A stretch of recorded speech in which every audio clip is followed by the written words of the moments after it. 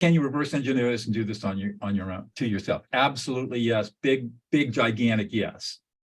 Emotional competency is a term that I talk about a lot because I've come to the conclusion after doing a lot of research that you cannot learn emotional intelligence.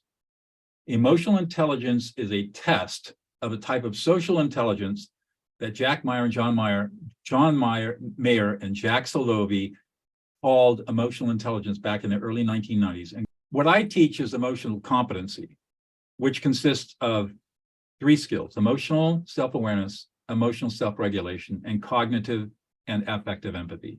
And when you're affect labeling in the way that we're describing today, you are learning cognitive empathy. What I have learned, having coached and taught tens of thousands of people in prison, outside of prison, I've gone to the Congressional Budget Office, trained senior analysts how to de-escalate members of Congress and staff. I mean, the range of my audience is huge, is that when you learn how to label somebody's emotions, that's called third-party affect labeling, you develop emotional self-regulation and emotional self-awareness. When you label your own emotions, you're able to immediately calm yourself down, just like you were labeling somebody else. So you have third-party affect labeling and you have self-affect labeling. So how would you do that? So let's suppose that all of a sudden you feel angry. You would say, oh, I'm really angry. I'm pissed off. I'm frustrated. I don't feel like I'm being listened to. I don't feel like I'm being heard. I feel completely ignored. And I'm really anxious. And all of a sudden, you'll calm yourself down. Doug, I got to tell you, it sounds, you know, until you've done this yourself, it sounds, well, what are you talking about? Right. But it works. That's right. Yeah. So let's move to Dave's question. How do you use this? It's amazing in business because, like I said, you become the leader that everyone wants to follow. But what about outside of business? I've worked with a lot of couples, distressed couples, ultra wealthy distressed couples, who they spent their whole lives building financial success, but have never learned how to be happy. And I can't tell you how many centimillionaires and billionaires that are out there are absolutely miserable in their lives, even though they are enormously successful.